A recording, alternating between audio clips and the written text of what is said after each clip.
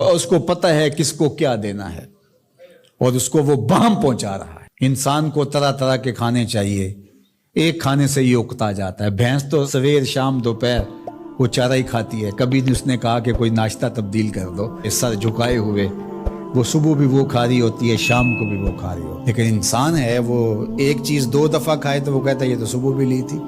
سواد کری آئے جامع تغیر بھی ضروری ہے، کوئی رت ہو عمر بھر اچھی نہیں لگتی۔ اس کی طبیعت میں تنوع ہے، کبھی کہتا ہے کہ مجھے کھانے کے لیے میٹھا چاہیے، کبھی کہتا ہے مجھے نمکین چاہیے، کبھی کہتا ہے چٹکارے دار چاہیے، کبھی لحمیات کی آرزو ہوتی ہے، کبھی سبزیوں کی طرف اس کا دل مائل ہوتا ہے، کبھی کہتا ہے کہ نہیں آج میں نے یہ لینا ہے، آج میں نے وہ لینا ہے، اور میرے اللہ نے اس کے لیے سارے انتظام کر رکھے ہیں۔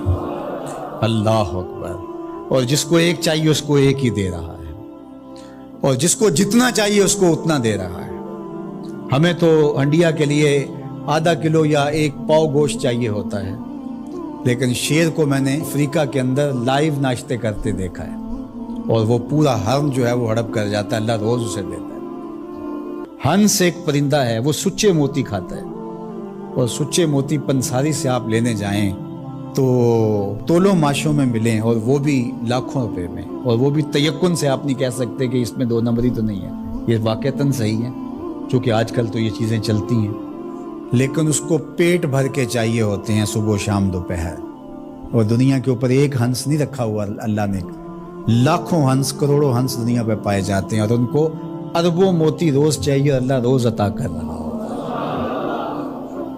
تو یہ ہے اس کی ربوبیت، جس کو جو چاہیے وہ عطا کر رہا ہوتا ہے۔ رب العالمین، تمام جہانوں کا پالنے والا ہے۔ رب کا معنی علماء نے یہ کیا ہے، حضرت عبداللہ ابن عباس فرماتے ہیں انہ مالک الدنیا وانہ مالک الاخرى، یہ دنیا کا بھی مالک ہے اور آخرت کا بھی مالک ہے۔ رب یہ صرف دنیا میں ہی نہیں، آخرت کے اندر بھی اس کے خانے کرم پہ لوگ پل رہے ہوں گے، اور دنیا میں بھی اس کے خانے کرم پہ لوگ پل رہے ہیں۔ اب عالم کیا ہے؟ ما سوی اللہ کو عالم کہتے ہیں۔ علماء نے اس پر بہت کچھ لکھا، لیکن حضرت وہب بن منبہ رضی اللہ تعالیٰ عنہ فرماتے ہیں کہ 18,000 عالم ہیں، ان میں سے ایک عالم یہ عالم دنیا ہے۔ بہت ساری چیزیں ہیں، ہماری انسان کی پہنچ ہی وہاں تک نہیں ہے۔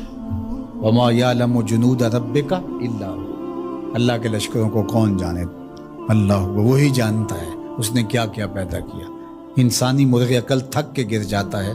اللہ اکبر۔ تو کہا رب العالمین، تمام جہانوں کا پالنے والا۔ اچھا، یہاں رب المسلمین نہیں کہا گیا، رب المطیعین نہیں کہا گیا، رب المتقین نہیں کہا گیا۔ صرف نیکوکاروں کا، اچھے لوگوں کا رب ہو، جو نہیں مانتے وہ ان کا بھی رب ہے، جو انکار کرتے ہیں ان کا بھی رب ہے۔ اللہ اکبر۔ یہ اس کی ربوبیت کی شان ہے کہ وہ اپنوں بیگانوں کو سب کو نواز رہا ہے۔ اور اگر آپ کی توجہ ہو تو یہاں ایک جملہ اور کہنا چاہوں گا، رب کا لفظ جو ہے وہ واحد ہے اور عالمین جمع ہے۔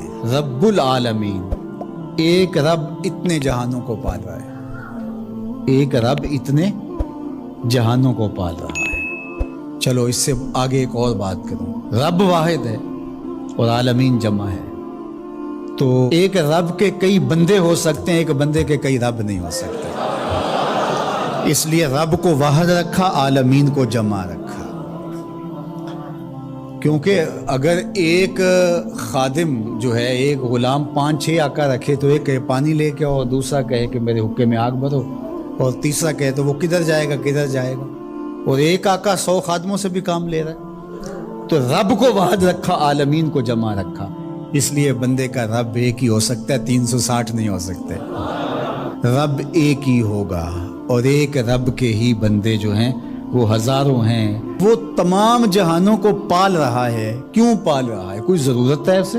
جو بھی ہے، باپ اولاد کو پالتا ہے تو اس کے ذہن کے کسی گوشے میں ہوتا ہے یہ بڑھاپے کا سہارا بنے۔ شاگردوں کو استاد پڑھا رہا ہوتا ہے، اس کے ذہن میں ہوتا ہے کہ کل یہ میرے کاز میں میرے ساتھ کھڑے ہو جائیں گے، میرے ساتھی ہوں گے۔ ملازموں کے ساتھ ان کا باس کھڑا ہوتا ہے تو ان سے کام لینا ہوتا ہے، غرض ہوتی ہے۔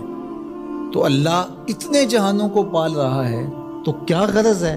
الرحمن الرحیم، محض رحمان ہے نا، اسے کوئی غرض نہیں، وہ رحمان ہے اور رحیم ہے، اور یوں ہی پال رہا ہے۔ جو نہیں مانتا اسے بھی پال رہا ہے، اور جو مان رہا ہے اسے بھی پال رہا ہے۔ اللہ اکبر، وہ رحمان ہوا، وہ رحیم ہوا۔ ایسا نہیں ہوا کہ ایک بلی کو بہت زیادہ خوراک دے دی گئی اور وہ پھول پھول کے ہاتھی جتنی ہو گئی، اور ایسا کبھی نہیں ہوا کہ ایک ہاتھی کو خوراک کم ملی اور وہ چوہے جتنی رہ گئی۔ جس کی جو فطری استعداد ازلی جو اس نے خود مقرر کی ہوئی ہے، اس کے مطابق اس کی گروتھ ہوتی ہے اور اس کے مطابق اس کی تربیت کرنا ہے۔ خلاصہ ہے پورے قرآن کا سورہ الفاتحہ، جو سارے مضامین ہیں پورے قرآن میں وہ سمٹ کے سورہ فاتحہ کے اندر آ گئے ہیں۔ تو اس کا آغاز اللہ کی حمد سے ہو رہا ہے۔ الحمدللہ، تمام خوبیاں اللہ کے لیے۔ کسی کے اختیاری حسن پر، کسی کے اختیاری جمال پر جو ثنا کی جاتی ہے، ستائش کی جاتی ہے، اسے حمد کہا جاتا ہے۔ کچھ خوبیاں اختیاری نہیں ہوتی، غیر اختیاری ہوتی۔ اگر کسی کا رنگ سفید ہے، نقوش تیکھے ہیں اور اس کی آنکھیں نرگسی ہیں، اس کے دیگر اعضاء کا توازن بڑا اچھا ہے، تو یہ اس کا اپنا کمال نہیں ہے۔ ایک شخص عالم ہے، اس نے پڑھا، محنت کی، آگے بڑھا، تو یہ اس نے محنت کر کے ایک چیز حاصل کی، تو اس کا وصف بیان کرنا اور اس پر ثنا کرنا یہ غیر اختیاری حسن نہیں ہے بلکہ اختیاری ہے۔ تو کمال وہ ہوتا ہے جو چیزیں اختیاری ہوں۔ تو اللہ جل شانہ کی حمد اس لیے کی جاتی ہے کہ اس کی چیزیں، اس کا حسن غیر اختیاری نہیں ہے، وہ اس کا اختیاری ہے۔ اللہ اکبر۔ تو کسی کے اختیاری حسن پر تعریف حمد کہلاتی ہے، اور اگر وہ نعمت کے مقابلے میں ہو تو وہ حمد شکر کہلاتی ہے، اور اگر نعمت کے مقابلے میں نہ ہو تو اس کو حمد کہا جاتا ہے۔ حضرت کعب احبار رضی اللہ تعالی عنہ فرماتے ہیں کہ الحمد کی تفسیر ثناء اللہ ہے، اللہ کی ثنا، اللہ کی تعریف۔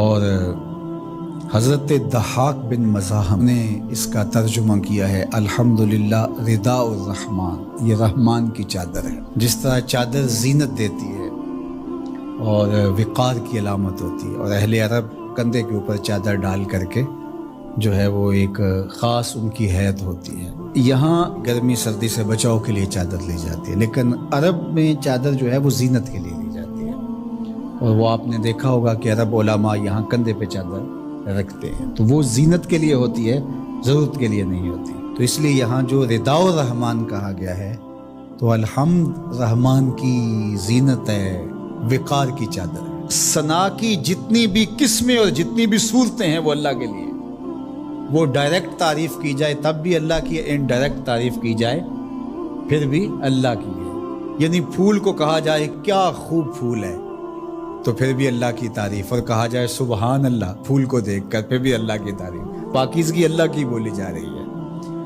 اور اگر اس کی درزوں کو، اس سے مہکتی نکلتی خوشبو کو، اس کے رنگوں کا جمال اور اس کی لطافت دیکھ کر کے کہ واہ کیا کھلا ہوا شگفتہ گلاب ہے، تو آپ گلاب کی تعریف کر رہے ہیں لیکن خالق گلاب کی تعریف کر رہے ہیں، یہ انڈائریکٹ تعریف۔ تو خوبی کی جتنی بھی صورتیں ہیں، چاہے وہ ڈائریکٹ ہو، چاہے وہ انڈائریکٹ ہو، چاہے وہ قولن ہو، رویتاً ہو، فعلاً ہو، جس طرح ہو، اللہ کے لیے ہے۔ اس کی تم کیوں خوبیاں بیان نہیں کرو گے؟ الحمدللہ رب العالمین، وہ تمام جہانوں کو پالنے والا۔